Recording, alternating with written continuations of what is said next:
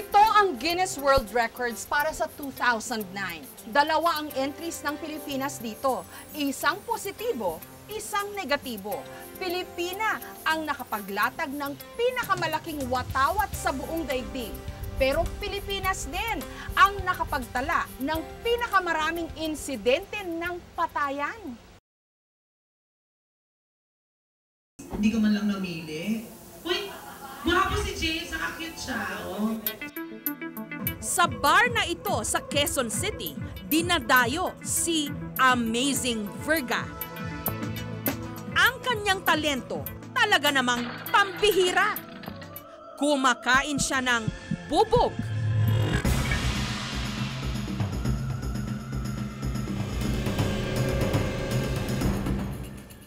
Nagbabalat ng buko gamit lang ang kanyang ngipin.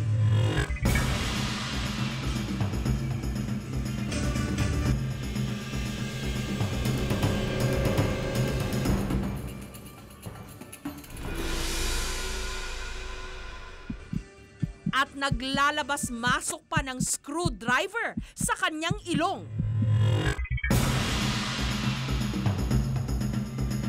Ginagawa rin niyang dartboard ang kanyang likod. Bakit mo ginagawa ito? Mahal mo ba buhay mo? Oo, napakamahal ko ang buhay ko.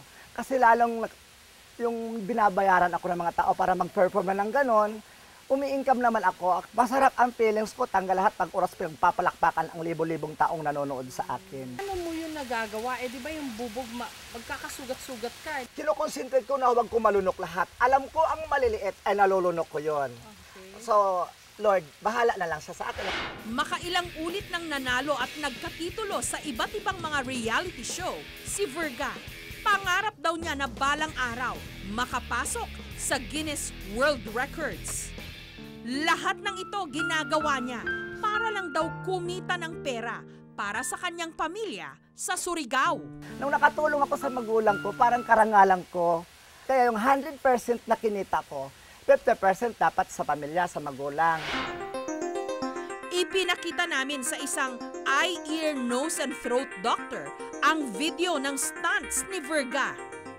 No? So maski pino pa yung bubog na nilunon mo, very prone ka pa rin sa mucosal injury. Kung ginagawa mo to sa pang-araw-araw na trabaho mo yan, you are always at risk for injury sa throat. Ang ilan nga sa atin, gagawin ang lahat makasama lang sa Guinness World Records. Nauuso ito sa iba't ibang dako ng Pilipinas. Katulad sa San Pedro, Laguna, ang kanilang misyon, gumawa ng pinakamahabang sampagita garland. Ang karangalan ng bayan, siyempre, itong sampagita sa San Pedro to. Kahit pa paano sa akin, nakakatulong to, gawa ng ito ang hanap buhay ko. Kilala kasi ang bayan ng San Pedro sa Laguna bilang Sampaguita Capital of the Philippines. Pero dahil ginawa ng subdivision ang malaking bahagi ng taniman ng mga sampagita rito, malaking hamon sa mga residente dito na makalikom ng mahigit 2.6 million na butil ng sampagita. Madilim pa lang, sinimulan ng ilatag sa kalsada ang sampagita garland. Tinatayang 2 milyong butil ng sampagita ang pinagtahi-tahi para lang mabuo ito.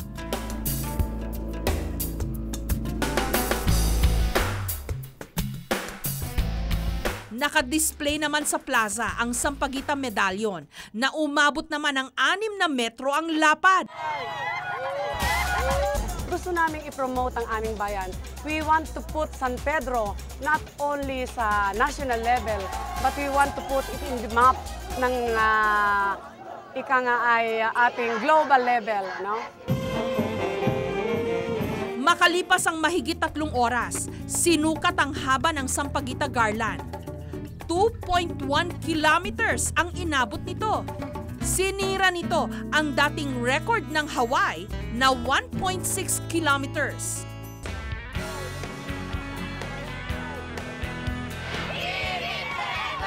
So enthusiastic and well, I find it quite special. So congratulations sa inyong lahat.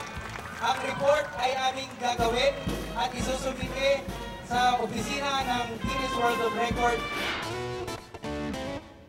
Pasok man sa malamang ang San Pedro, Laguna sa Guinness World Records, ano naman kaya ang balak nila sa milyong-milyong butil ng sampagita na kanilang ginamit? Siyempre natuyo na yon.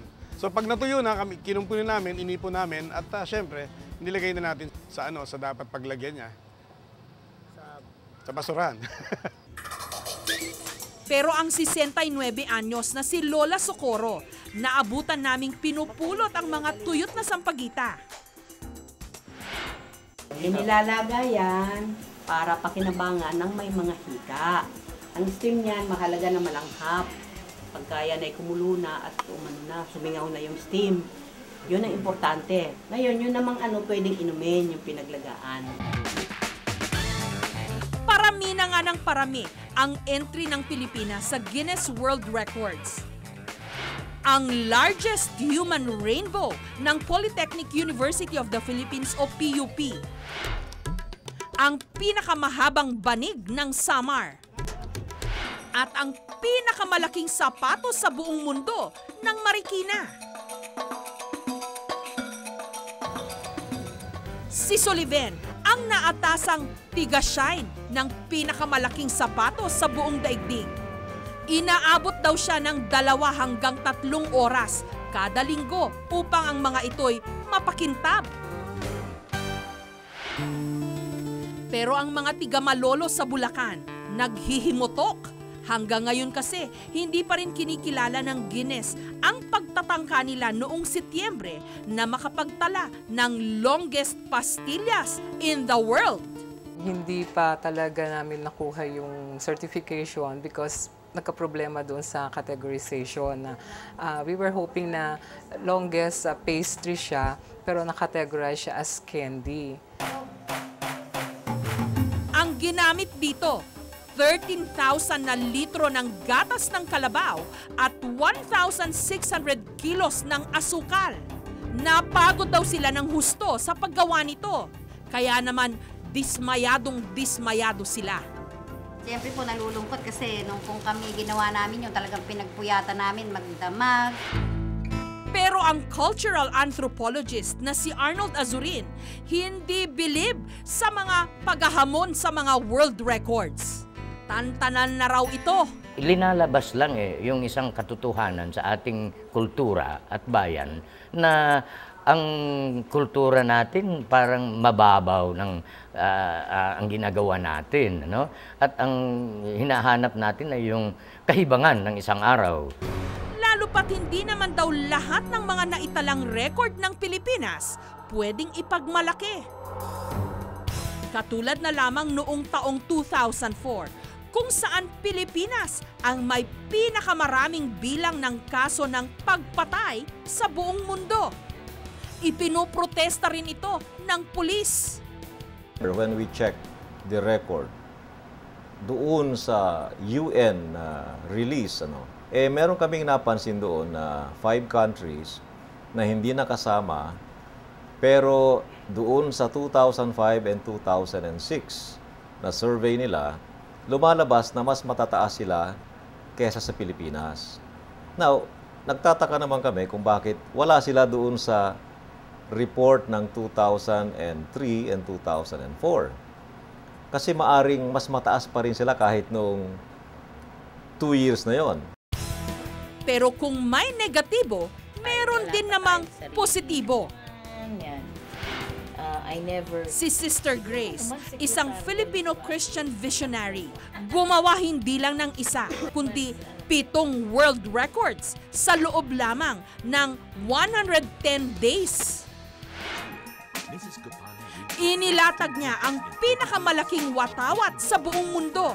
Yun nga lang, watawat ito ng Israel dahil yung inihanda nilang watawat ng Pilipinas napunit. Sa loob lamang ng isang araw, nasungkit din niya ang 5 world records sa isang mass medical mission sa San Mateo, Rizal. Ang pinakamalaking diabetes screening, largest blood pressure check, largest blood identification at ang pinakamalaking cholesterol test naman para sa 507 na katao. Ang pinakamahaba namang drawing ng mga bata sa buong mundo, umabot ng 5.7 kilometers. It's because of the vision that we have in our hearts to help other people, and of course, love for country and love for our God.